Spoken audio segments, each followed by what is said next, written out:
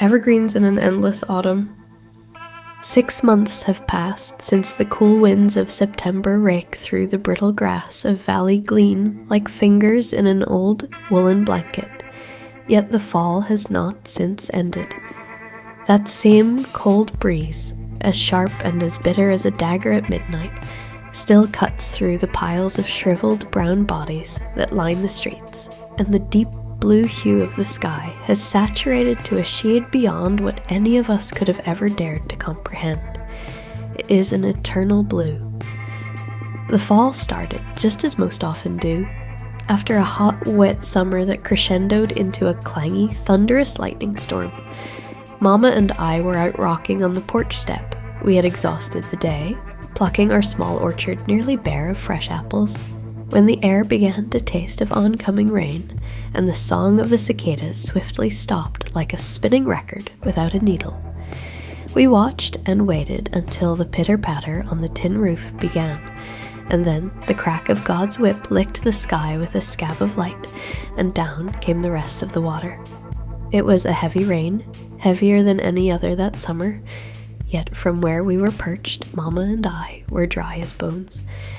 The cattle, however, were not as fortunate, and while the pigs might have had a field day in the fresh mud, all the other critters of the night were hunkered down as we were, including the chickens in their coop and the dog from the yard.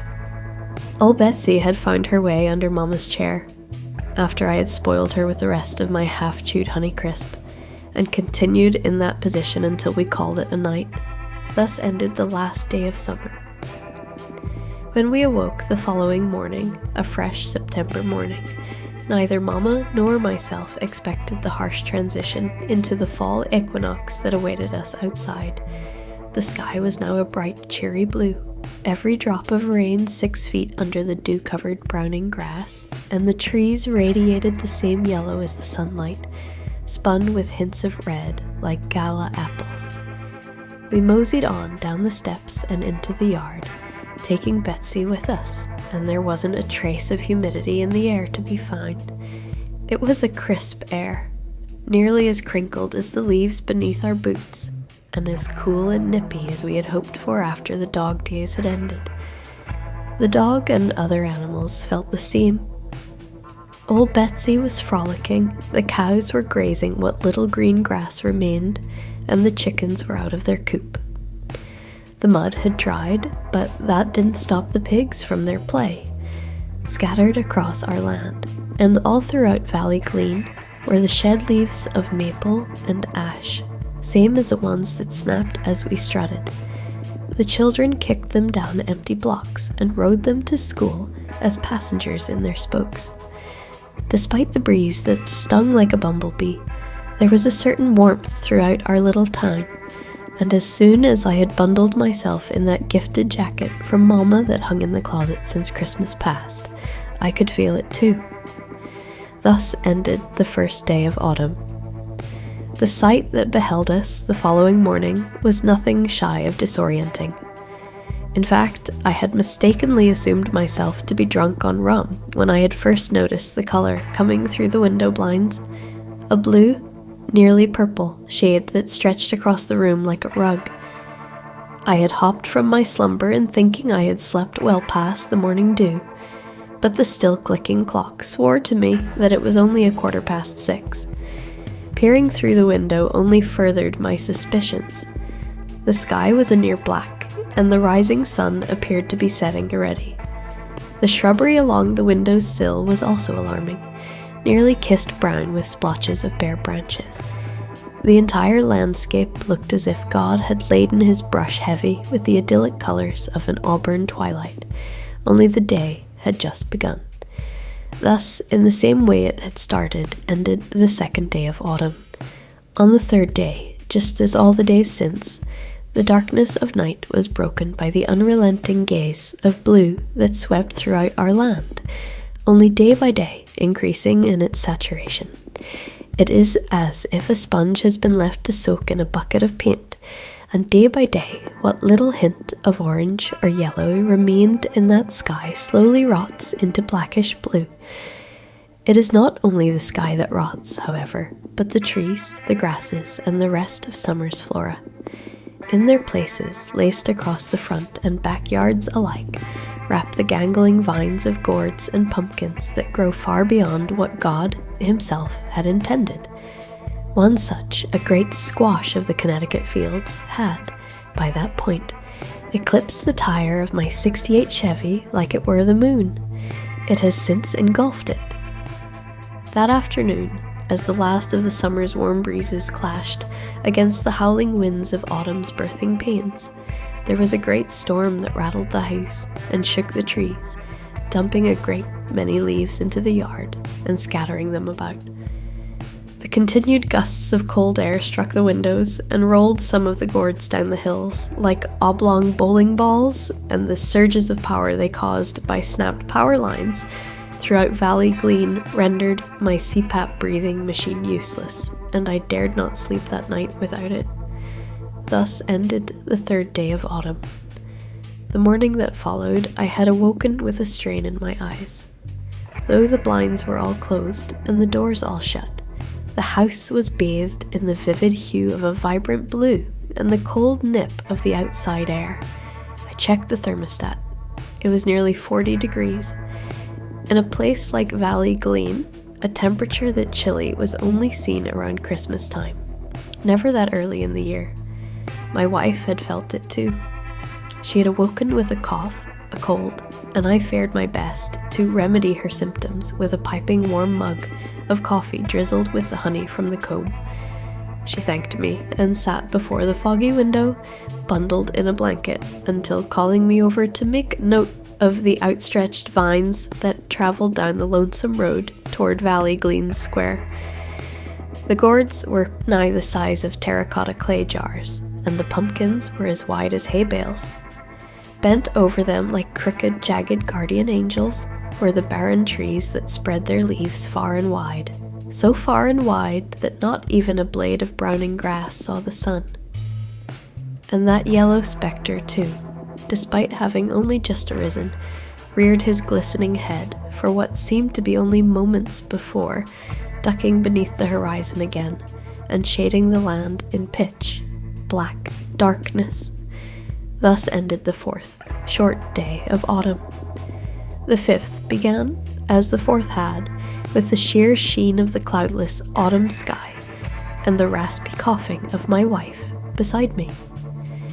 She had been gasping for breath all night, and when we had both finally tuckered out from restlessness, it seemed that rest was only a short reprieve. When we both had awoken to the brightness through the window blinds, I had wrongfully assumed her complexion to be a result of the strange colours that emitted from outside. I was wrong. Her skin was now the shade of a duckling, as if she were ill from jaundice, and her sunken eyes were the deeper, richer tint of the same colour, nearly orange. Her hair was falling out in clumps, and she had lost a tooth in the night. She gripped me with one hand, coughed into her other, and, as it trembled, extended the sprinkled red along her yellowed fingers to my eyes. I had called Dr. Sampson not 5 minutes later, after bringing poor Mama a glass of cold water, nearly frozen despite being left on the kitchen counter the night before. Dr. Sampson answered abruptly, as if expected, and informed me of her symptoms before I even uttered a word. My wife, it seems, was not alone to suffer her illness in Valley Glen. However, just as for the others, not much was there to change, but to let whatever it was simply run its course. For the remainder of the day, Mama sat silently, except for the whimpers of Betsy beneath her rocker, and watched as the foul, deep blue of the empty air, void of any fowl that must have migrated south prematurely, seeped into every corner of the sky above, and the orange and brown crept across the ground below. The only hint of greenery to be seen were those few select trees that, for whatever God's reasons, never seemed to shed their leaves. The evergreens. It was that ever so green that was a comfort in some strange way to the both of us, though the companionship of that tinge was only shortly lived. Before long, the screeching sunset, even earlier on arrival than the day before, burned every color of the earth and deep blue sky above into a molten shade of orange, like a Currier and Ives print if the colors began to bleed out onto the floor. Thus ended the 5th day of autumn. There was a great squealing that had awoken me from my slumber the morning of the 6th day, and immediately I had clutched the cold hand of Mama to make sure she was all right. It wasn't her. The screaming, instead, had come from outside, beyond the windows of which rich blue light seemed to ooze into our farmhouse. I had taken my coat from the rack and made it a step down the creaking porch stairs when my slipper slipped into a thick bundling of dried out leaves, a pile of crackling orange and brown whose colors were far deeper than my foot. I lifted my shoe from its depths, but as I surveyed the rest of the yard, I realized rather quickly that there was no alternate footing. The entirety of our land was coated in fallen leaves, a layer of rustling litter at least a foot deep. Then the squealing came again, this time louder and seemingly closer. I trudged through the browning colors in my pajamas and jacket until I reached the splintering fence, which, beyond it, held in the likes of those chickens and their coop and the cattle and the pigs. No such creatures stirred anymore. Instead, the wailing of the hog, which had awoken me, came from beneath a dense pile of leaves, and I brushed them aside to see Clarabelle, our potbelly, sputter a gurgle of blood and fall limp against the dead grass beneath her. There was fungus and a great many toadstools protruding from her skin, and all around her, along the patch of earth, were budding mushrooms that stuck out from between mounds of leaves and the carcasses of the cattle who had grazed the grasses bare. Clarabelle was always Mama's pig, and I had taken the bell around her neck with me as I plodded back up to our home, reverently holding it in my shivering hands and wondering how to break the news to my wife that all the livestock, including her prized pig, were now dead. But there were bigger problems inside. Mama was sitting at the table, the steam from a piping cup of joe rising from her grip. She turned to me with a faded, cracked smile, and I stopped cold in my tracks. My wife was orange, and the thin skin that surrounded her beady, sunken eyes was a sickly brown. They were the same, saturated tones as the leaves that fluttered across the lawn. Immediately, I tried to hoist her to her feet, but her weight nearly snapped between my arms. She fell back into the seat with another tired cough and shook her head a silent no. I clutched her cold hands in mine, still holding the bell. She took in a breath, which was increasingly harder to do as the fall continued, and gazed up at me tearfully, her lips cracking audibly. I began to weep as she fell into herself. Thus ended the 6th day of autumn. I failed to rest all night, merely sat up in bed and watched as the blackness brightened into blue outside, but was awoken from whatever stupor may have clutched me by the hideous odor that penetrated my nostrils. The air was thin enough already, but when the stretch had seized me, I gasped and burst into a fit of coughing and nearly vomited out on the floor. I grabbed the nearby CPAP machine resting beside the bed and pressed it to my lips as if it were a gas mask from the Great War and huffed and puffed. I could, for once in many days, breathe again. Downstairs, my wife, or rather the husk that my now dearly departed had left behind, was rotten, withered in that chair in the kitchen. Old Betsy had smelled her, too, only the soft white fur from her coat was now the shade of cinnamon as she whined at Mama's shriveled feet. The mug of coffee was still placed beside her on the table, frozen over as the temperature only grew chiller, and I reached out to touch her brown skin. Her fingers snapped upon the lightest brush of my hand and crumbled to the floor. I gagged into my mask and ran to the other side of the room, where the only comfort to be found was the basket of apples that never made their way into one of Mama's pies. They were all a putrid brown and writhing with worms. That afternoon, I had called Doctor Samson again after covering all the doors and windows, wherever that blue light leaked through. It now hurt to stare at for long periods, and the mere colour dug into my jaw and rang the drums of the ears. When the doctor finally did answer, he sounded both excitable and terrified, all in the same breath. He begged of me not to go outside, not to dare smell it, and I questioned him why. But he never gave a cohesive answer. He rambled on about leaves and lungs, the mutual exchange of oxygen and carbon dioxide, and how the earth itself was shedding. I then asked of him, why then? Both of us were still breathing what little air we had, but he didn't know. I did, however. We were the evergreens. Unfortunately for old Betsy, though, she was not. Before the day was through, that cinnamon-coloured fur had completely fallen off like needles from a larch, leaving behind only the wrinkly skin of a now baldened bitch. Until, at last gasp, that had fallen off too. Thus ended the first week of autumn. Before long, despite how grueling it might have seemed, that week became weeks. Halloween came and went, the most frightening of them all by mere virtue of the season, and then those weeks became months, 6 terrible months so much as we can tell. Those of us who dared to step outside, perhaps with no alternative, our eyes covered and bodies wrapped in what warmth we had, took to throwing as many bodies as we could manage into the warming bonfires that crackle now, day and night, along the hills to rid Valley Glen of the smell that keeps many of us awake.